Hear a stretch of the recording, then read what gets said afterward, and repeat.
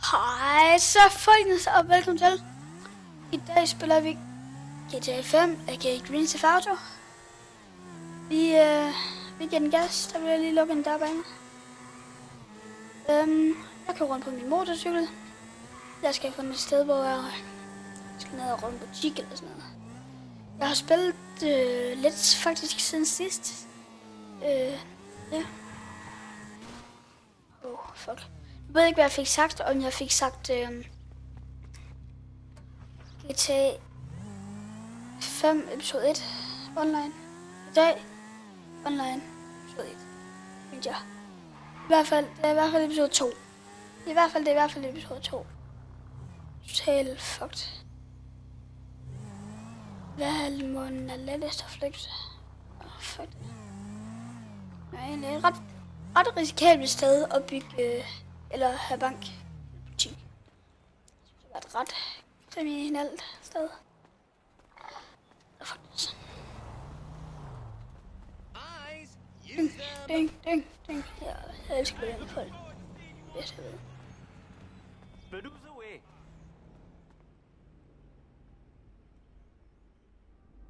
Går bare lige stille frem, og så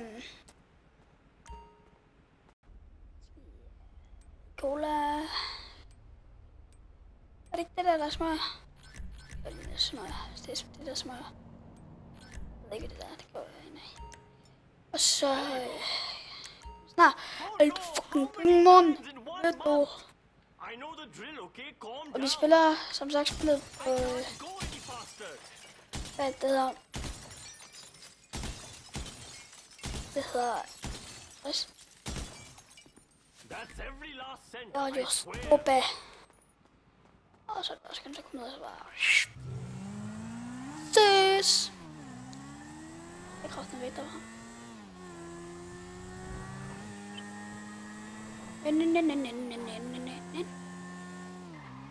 Fuck, vi kan bare den her vej der. Skal der ikke være der så op ad bakken, Yes. Kan de sgu ikke finde med?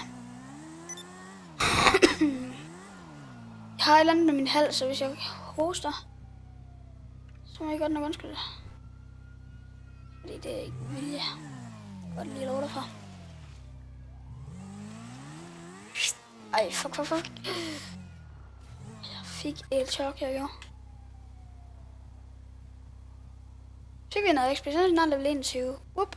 Fucking rip. Mr. Forskning style.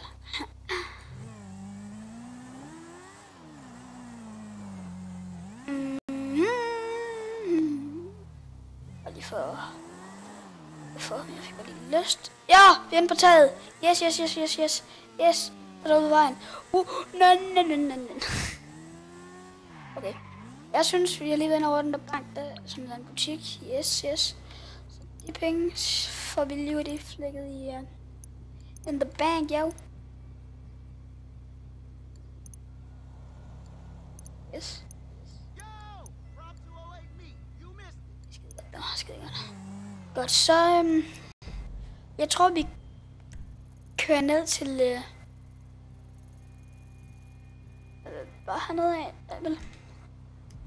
Og lige få fat i et fly, så flyver vi op forbi militærbasen, og så kan vi lage gassen.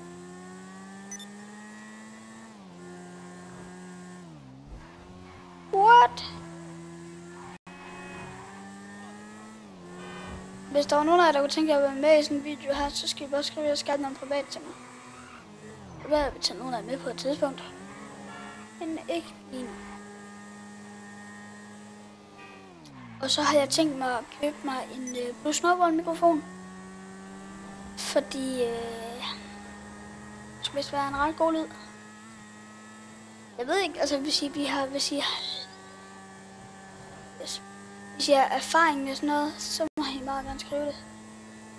Jeg har mikrofoner og gaming, I don't really know. Jeg ved ikke særlig meget om sådan en grej, der er pisse lort.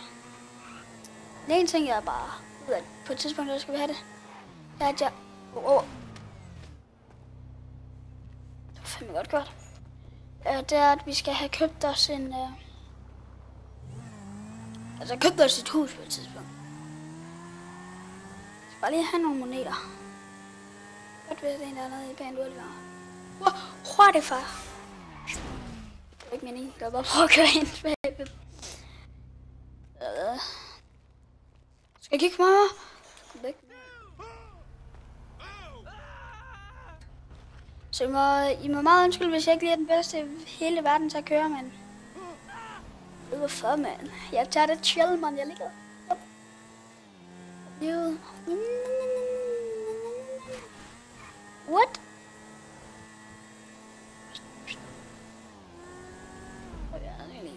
Oj.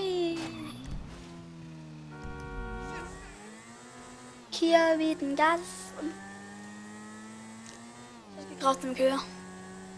Giver tage en. Okay, vi der. Weak. Jeg ved ikke, om det er sådan. Sådan synger jeg den. Okay.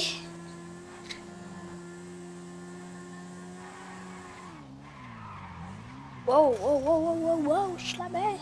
Move. En pille.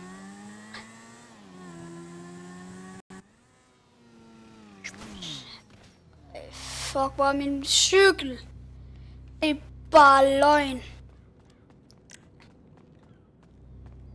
Helvede knægt.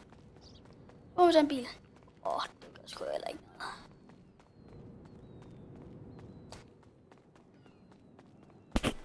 noget. Jo, måske gør det da lidt noget, at jeg ikke kan hurtigere rundt og komme rundt, hvis jeg får en eller anden idiot efter mig. Jeg blev faktisk engang venner med en herinde. Så kan vi bare rundt og chille i vores bil og kan lidt ind i den. Det er faktisk ret sjovt. Vi skal jo ned til militærbasen. Så jeg tænker, at vi skal have en eller anden form for rigtig hurtig bil. Eller, det er ikke en bil, det er sådan et fly, fordi vi skal lave noget. Så vi lander. Jeg ved ikke, om det er klogt at gøre sådan, at vi lander inde i militærbasen. Det ved jeg ikke, nu gør vi det. Skal det tilfældigvis ikke være en flyver, vel? Så vi skal så køre hele vejen. Fedt. Spa. Dejligt. Lækkert. Yes. Så kører vi bare hele vejen, det skal lækkert det. Ej, det kan det virkelig ikke mene. Det kan det ikke. Ja, det har jeg bare ikke ment. Ikke et eneste fly til mig. Okay. Fuck dig, spil. Nu er jeg bare ude fra. Og hvordan gør jeg så det lettest? Kan jeg egentlig komme ud hernede? Tænker jeg.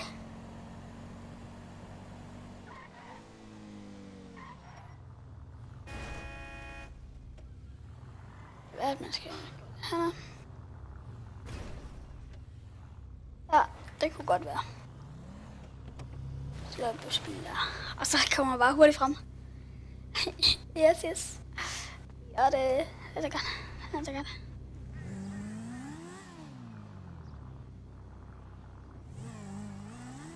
Hvor er det så, vi skal hen af? Jeg mener, at den ligger her. Lige der. Hvis vi går den anden vej. Lad mig komme ud med din fucking idiot.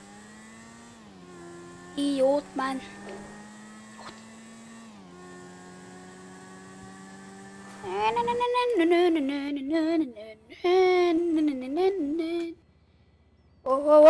Wow.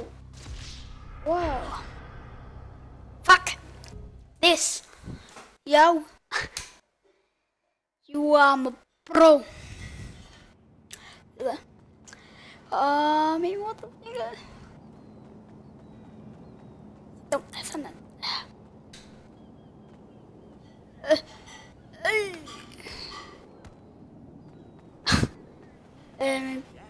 Motorcykel er vist op, så faktisk vi kan bare ikke i den her bil her. Kort nok den hurtigt vis, bare give den gas, ikke?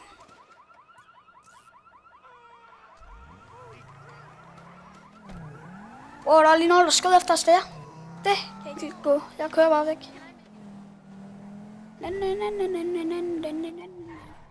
Okay, hun så med mig. Det er faktisk umuligt at finde vej. Det er noget, synes jeg. Nej, jeg gider ikke den bil, så det kunne være så. Og snart så kommer der mere... hvad den hedder? Yes. Snart kommer der mere politijagt. Politiepisoder i Garry's Mod. Sammen med Jonathan regner jeg med. Han skal bare lige gide. Vi gider godt, men vi skal bare lige have tid. Jeg kan ikke finde det pænt, der er en kraft med sut i vognen. Wow, wow, wow, wow, wow. Det går fandme bare gassen til. Kraft, der var en idiot. Se, der er en idiot dernede, men jo. Kør, hvad helvede. Wow, hvad vil du? Dø i en brand. I en voldsom hoved. Jeg ses. Har du nogen, der kan tjavle dansk eller hvad man? Ses. Scheisse.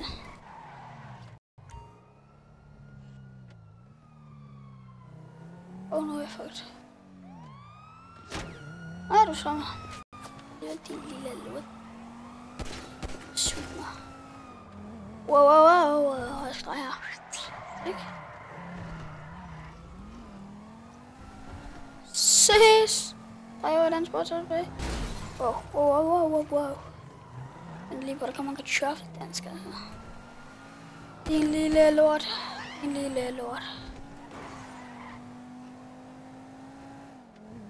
Totalt kartoffel, ikke? Okay, så kan vi ned her. Det er godt. Det er lige meget faktisk. Kraften bare kører, skal. Så kan vi lige ud af her, bare lige for at være lidt. Killer. Og så...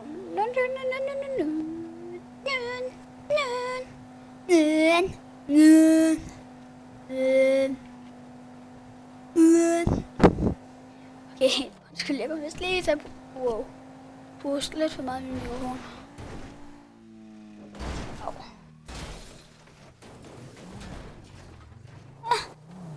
Ja, det er med mig. Jeg mangler 2.500 XP cirka. Så kommer jeg i level 29, ikke? Som er 21. Jeg lige vidste det, altså. Men altså, jeg livestreamer heller ikke så meget her på tjeneste, som jeg gerne vil. Hvad fanden har jeg nu gjort? Er det fordi det er en John bil, eller hvad? Haft det med lort. Lort, mand. Lort. Og vi kan også på vej. Nu kører de nemlig ned. Så kører de i mit spor. Og det var bare rigtig dumt, for hvis han nu havde kørt herned, så havde jeg kørt lige ud foran ham. Og så ville det meget lettere have set mig. Så det var bare totalt derude af ham. Så jeg kører bare. Jeg kører bare til den. Ja, det går sgu hurtigt med det der, ikke spiller? Yes, slå en bil. Skide sjovt.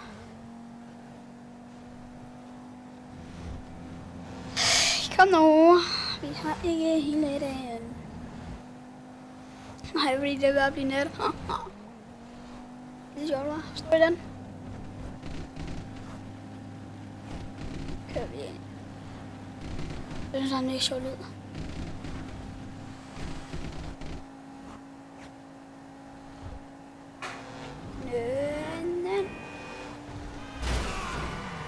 Fuck.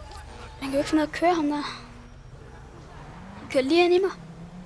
Jeg kører en dag i rigtig spor det hele. Fuck mig. Ja, se, det gør han om, mand.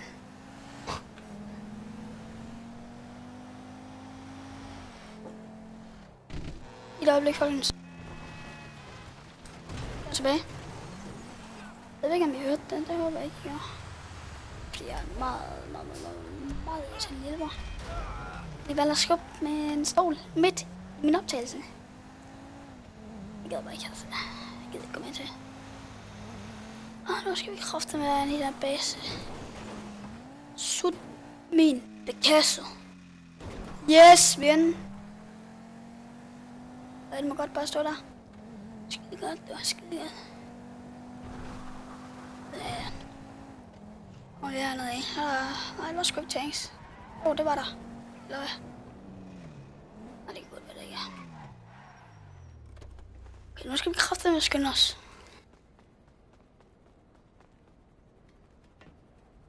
Hvis vi skal have fat i den der, så skal vi lige huske, at vi skal prøve at dreje udenom bilen.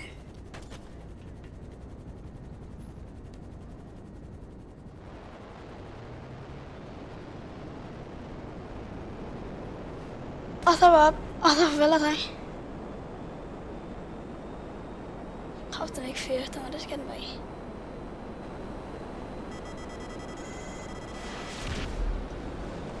Oh fuck. Hold kæft, en idiot. Så vælger han bare at fyre til den, selvom jeg ikke gjorde noget af det. Ej, fuck. Hvordan er det nu at gøre? Jeg skal den her. Og så... Yes, tak. So that... You know. Bro. Og jeg kan lige fortælle nogle let's plays, der snart kommer til at starte. Når Minecraft på Xbox kommer til at starte. Sammen med min lillebror, hvis han gider. Så noget Far Cry 4 har jeg også i tankerne. Ej, krigsen. Og godt ikke. Inventory. Cash. Body armor. Snakes. Snakes, der var der sgu nok.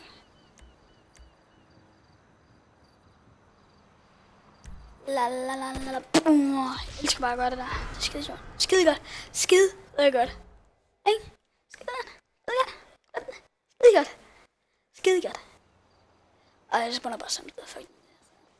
Så må vi løbe hele vejen udenom.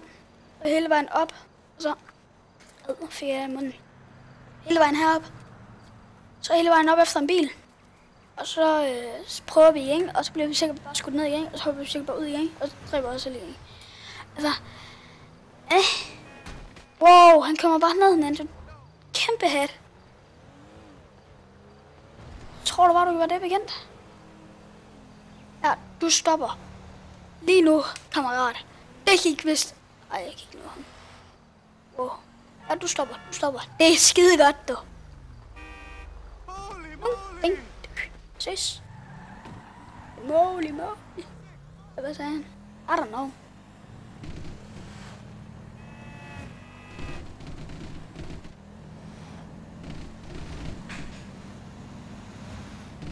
Bare gas, altså. Skal ikke være det. Skal det altså ikke.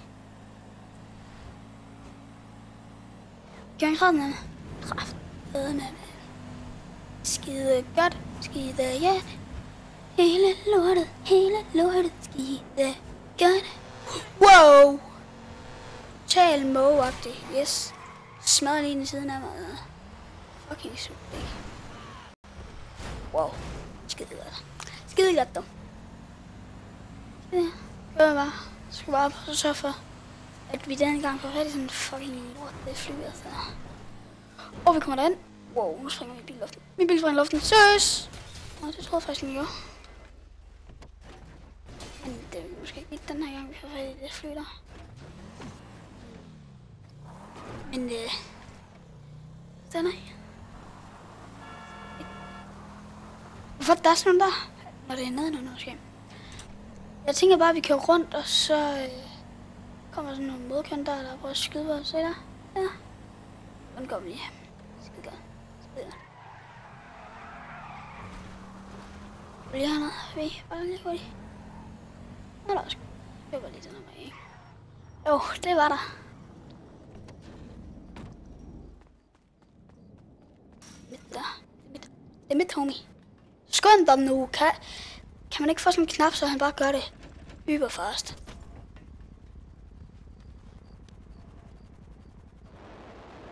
Let the fucking fly.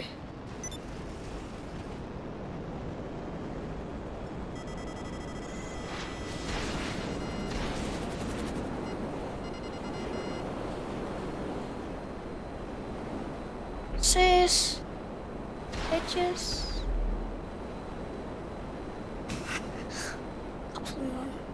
Kæmpe hits.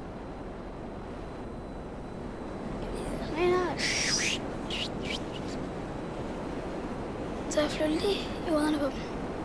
Skyd. Okay. Ja. Hvor var flyene her? Hvor var flyene her? Hvor var det, de er så skide seje? Den man kan få.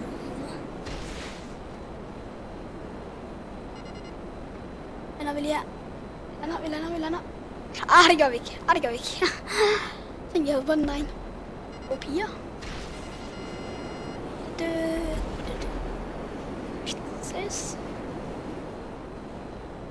Ses, man. Springer der i luften. Ses, tænk.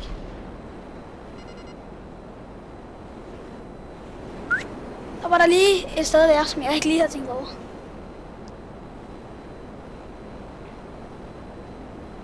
Drej.